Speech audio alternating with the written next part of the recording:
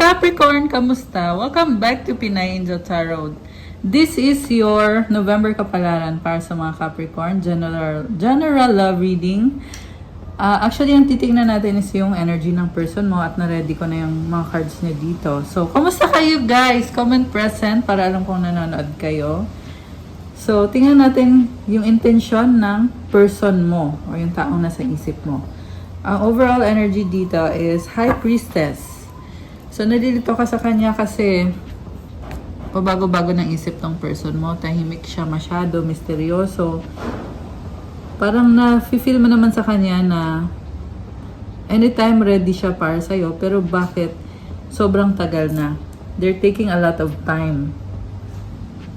Nakita ko dito, may love para sa'yo. Pero masyado kasing secretive yung person mo. Kaya nalito ka, ano ba talagang totoong intention niya sa'yo or ano ba yung gusto niya mangyari sa'yo. Pero nakita ko din at the same time na gusto ka naman niya talaga eh.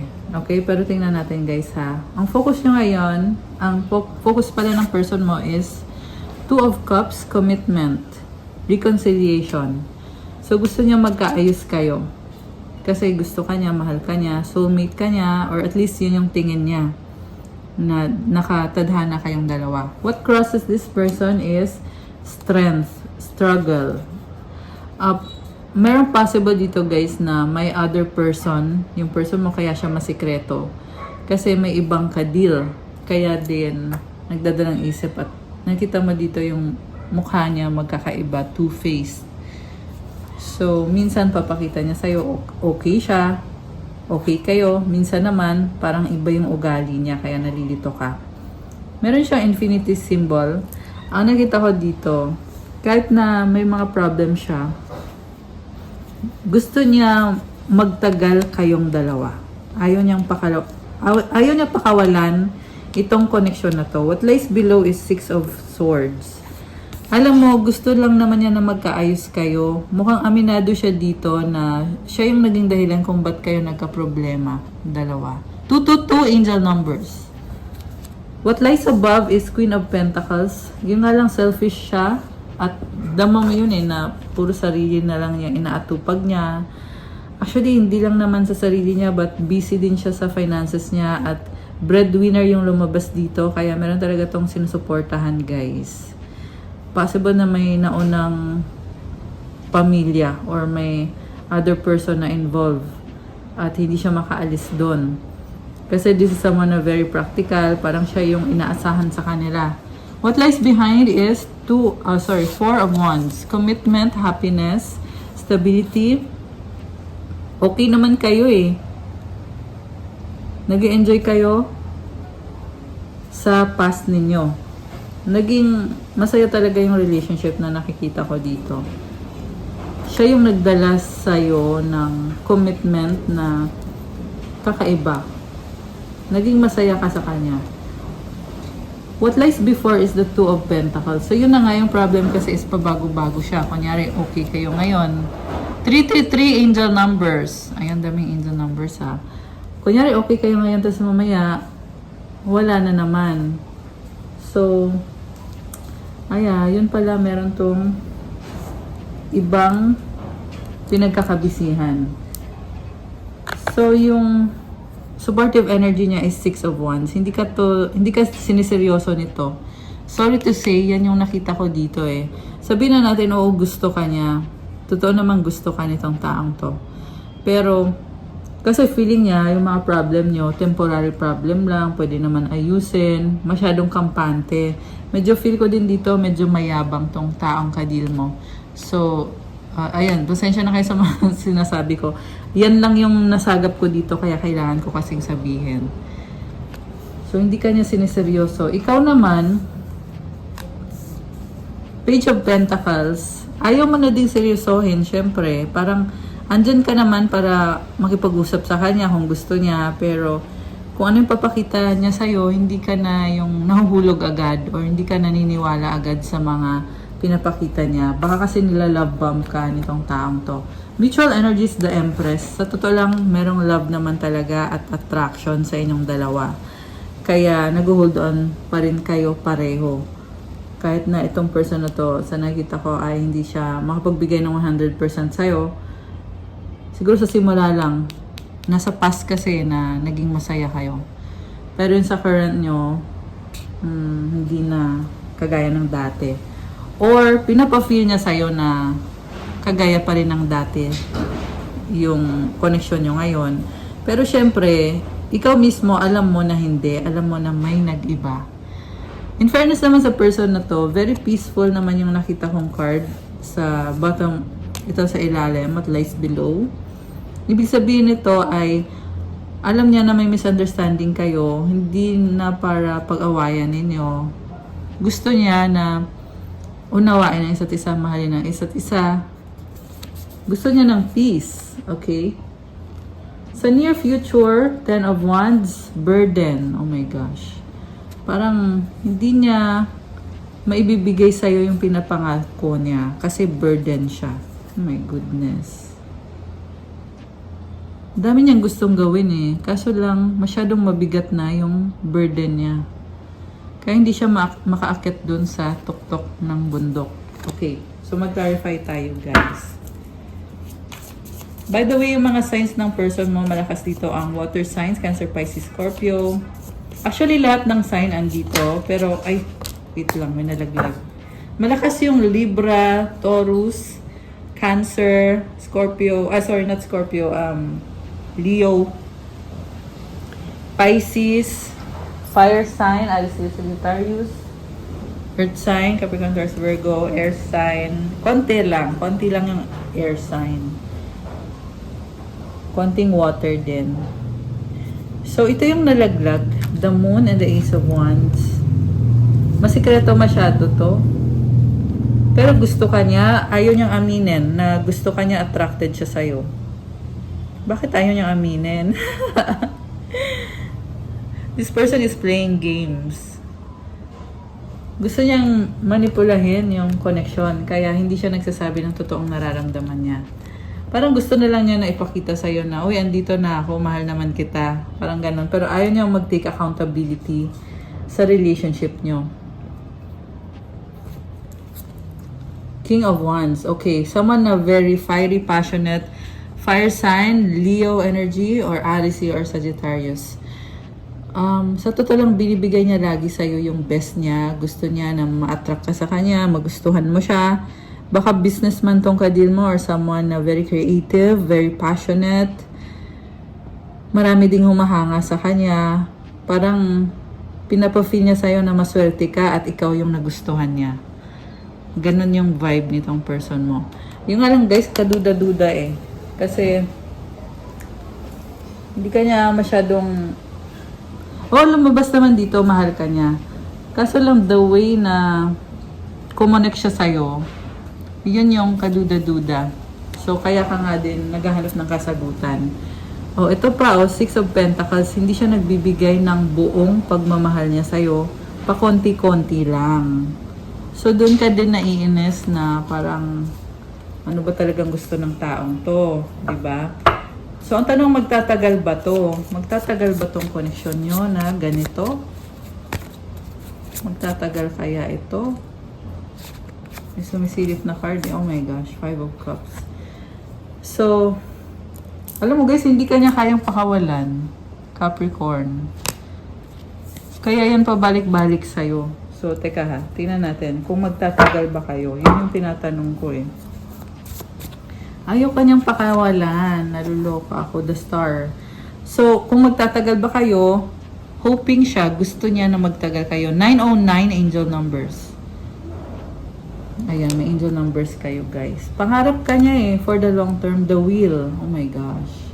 Feeling niya maswerte siya sa'yo, wish granted ka, para siyang tumama sa loto. Ayan the Star and the Wheel. Grabe. Ganun ka ka-special sa kanya. Mukha kasing soulmate mo tong taong to eh. Kaya, nakakaloka. So, gusto niya magtagal kayo. Ano bang ibibigay niya sa'yo kung magtatagal kayo? Oh my goodness, the Tower. Magbabago na daw siya. They will step out of their comfort zone. King of Pentacles. Page of Swords. Oh my gosh. Knight of Cups, Two of Wands. Guys! Obsessed sa'yo tong taong to. Capricorn. Sinustok ka niya. Nakakaloka. Alam mo, sobrang loyal naman pala sa'yo to eh. Lagi siyang nakatingin sa'yo sa social media mo or sa personal. Merong flowers. At merong plano na mag-travel. So, kung gusto din niya na mag-travel kayong dalawa. Wala pa siyang effort pero gusto niya talaga mangyari to. Hinihintay ka niya or meron siyang hinihintay na go signal para kayo ay makapag-travel. Oh my gosh. Romantic, oh. So, alam mo, parang feeling ko dito, sinusuyo ka niya eh. Kaya, feeling mo hindi ka naman magsisisi na mahalin siya. Yung nga lang, sobrang tagal ng paghihintay mo kasi mabagal ang movement nito. King of Pentacles. Ayan, nakakaloka. Pero guys, sobrang loyal sa'yo.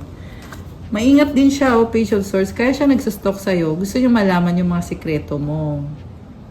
Meron siyang kausap tungkol sa'yo. Ayan, meron nagsasabi sa kanya. Baka may common friend kayo or kung sino man yan. Basta meron dito na pinagtatanungan niya about you. Or baka nagpapareading din siya. Nagpapataro reading din siya. Baka. Basta meron dyan na nagsasabi tungkol sa'yo. Six of Cups and the Fool. Oh my gosh. Guys. Alam mo, gusto kanyang suyuin. Nakakaloka. Capricorn! Kinilig. Kinilig ako. Okay. So, bibigay ka ba? Tingnan natin papayag ba si Capricorn na ligawan nitong person na to? Hindi. Hindi ka papayag. Oh my gosh. So, Four of Cups, Ten of Pentacles, the Magician. Okay.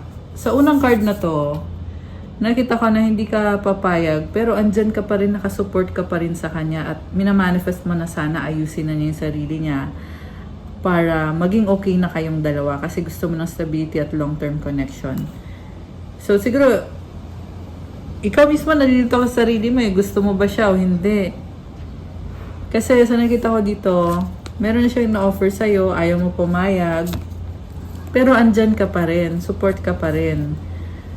Soulmate or twin flame connection yung nakikita ko dito. And with this Magician, you are ready, you are manifesting, co-creating with the universe for the success of this relationship or connection. Depende din sa mga gagawin mo. Pero siya yung mauunang mag-offer sa'yo dapat. Pag ginawa niya yung offer niya para sa'yo, nakikita ko naman na kaya mo na kung gusto mo magtagal kayo ay pwedeng-pwede. Okay. Ay, tumalan tong card na to. Death and Rebirth. Oh my goodness. The Devil. Oh my gosh. Alam mo, may pumipigil sa kanya. Tinalikuran ka nitong taong to. Oh my gosh. Niloko ka niya. Grabe, sakit naman ito. Tinalikuran ka niya. Tapos nagdadalang isip siya sa'yo. Nawala siya ng matagal. Sobrang tagal niyang nawala. Tapos babalik siya sa'yo. Pero hindi naman niya masabi yung gusto niyang sabihin. Natatameme sa'yo tong taong to. Ayan. Hindi ko na isa-isahin yung cards. Pero yung energies dito sa nakikita ko is merong other person, possible na ex niya, may anak sila. Kasi, nakastuck siya doon. Toxic yung nakikita kong situation eh. So, siguro, siya yung nagpo-provide financially, pero hindi niya nakukuha yung happiness na gusto niya. Toxic yung situation. So, siguro, may mga bisyo to, alak, sigarilyo, ano pa, kung ano-anong bisyo. May anak siya sa other person. Kaya, dahil dyan, kaya siya nakastuck doon. At also, yung isa pang dahilan is dahil yung person mismo ay hindi healthy para sa kanya. So, ang hirap ng sitwasyon niya. Four of Pentacles. Gusto niya mag-hold on talaga sa'yo. Kaso lang may responsibilidad din siya dito. Kaya nakahati siya. Nakahati yung atensyon niya. The world, gusto niya mag-travel papunta sa'yo eh. Gusto niya umalis sa sitwasyon niya. Gusto niyang tapusin. Okay, magagawa ba niya na i-let go totally yan para sa'yo? Magagawa ba niya? Queen of Wands. Kung ipipilit niya, magagawa niya. Pero kasi may other person na gumugulo sa kanya. Ayan oh. Third party situation. May gusto pa sa kanya tong other person. Kaya ikaw ay sobra kang nasasaktan. So, ikaw kasi, hindi mo ipapilit ang sarili mo. Kaya, nahihirapan tong person na to. Kasi, alam naman niya na hindi mo siya tatanggapin. Pero gusto ka pa rin niya. Yan yung love talaga eh. Knight of Swords. Ikaw talaga yung gusto niya. Eight of Wands. Magkakaroon ng communication. Magkakatuluyan ba kayo? Sa nakita ko guys, gumagawa siya ng solusyon. Kahit na hindi mo nasabihin sa kanya, tinatry niyang gawin yung best niya para makapag-spend time siya sa'yo. Magkakatuluyan ba kayo? Seven of Swords. Hindi. Pero aalis siya doon. Sa ngayon, hindi pa siya makaalis doon. Kaya siya nalulungkot ngayon. Gusto niya talagang malampasan to. Kaya siya nahihirapan kasi nakastuck siya doon. Pero may mga natutunan na to, the Emperor. Alam mo, nakakaawa siya. Ang lungkot, nakakalungkot. Kasi gusto ka niya talaga. Nahihiya siyang lumapit sa'yo. Nine of Pentacles, the Judgment. Parang naisip na lang niya pag naayos na niya yung finances niya, makakalaya na siya. So, kailangan niya muna ayusin daw yung finances niya. Three of Pentacles, Hierophant. May mga solusyon naman siya, pero it will take a lot of time. Kita mo yung hagdanan ang taas. Ten of Swords. Gusto niya ma-achieve yung freedom kasama ka eh. The Hangman. Iniwanan ka niya, pero ngayon, na-realize niya yung mga kasalanan niya. Naging competitive to sa trabaho niya eh. Kaya ngayon nanghihinayang. Tindi ng panghihinayang niya ngayon.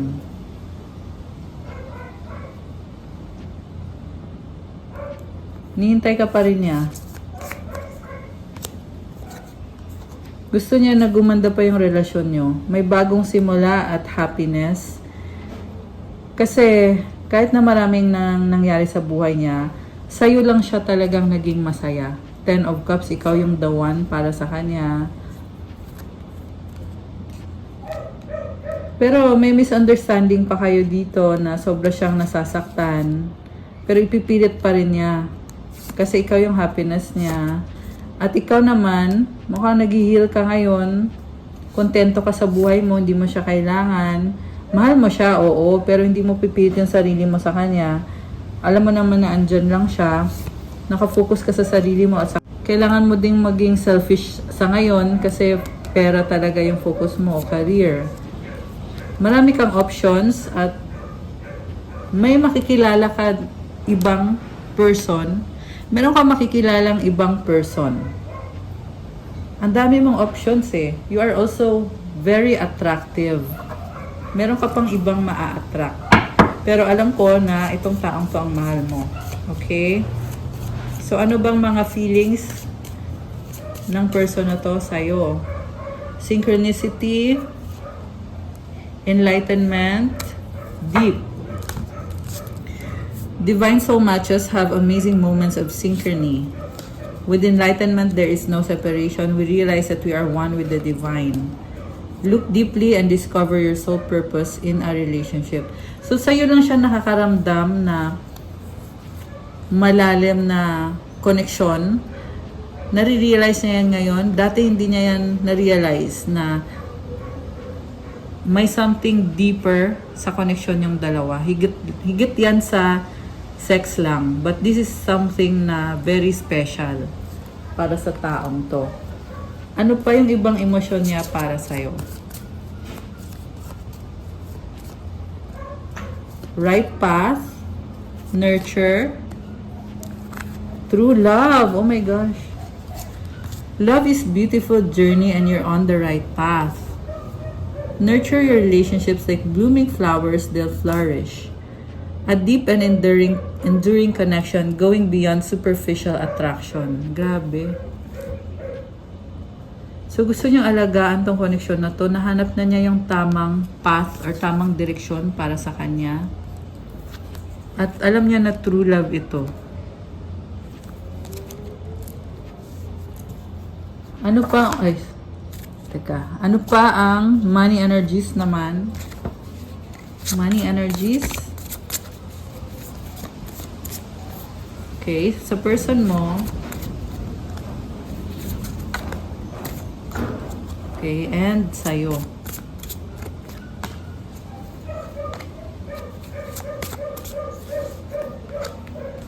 Okay, so we have closed doors. No good job opportunities. The current job is coming to an end. Start all over again. Money matters. Expensive, cut costs, resource plan ahead. Make an informed choice. Invest your money wisely. Duality. Do not forget about the dual nature of people. Don't lose your vigilance. So, mali yung naging desisyon niya. Merong pagsisisi dito. Ayan, nagsisisi siya sa naging desisyon niya. Nung tinalikuran ka niya, pinagsisihan niya yon. Authority, take on the role of a leader and everyone will respect you. Be self-confident. Love life, free from problems and money troubles. Enjoy the passion of love. Love and be loved. Success, choosing the right direction and actively overcoming difficulties. You're on the right track. So, pwede din tong baliktad guys na ikaw yung nagsisi at itong person na to ay gusto niya talaga makuha yung loob mo. Gusto niya ng relationship na walang problema, successful. Ano pang mga paparating sa inyo?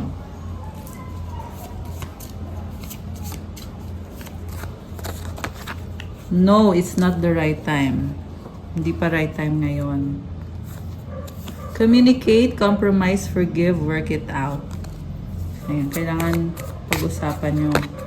Confession, someone has something to tell you something. Ayan, meron talagang kailangan pag-usapan. Advice para kay Capricorn. Sanctuary. A sanctuary resides inside you no matter what is happening. This inner temple beckons you to enter. Take a deep breath, enter, and sit down on the throne of your own heart. Wow!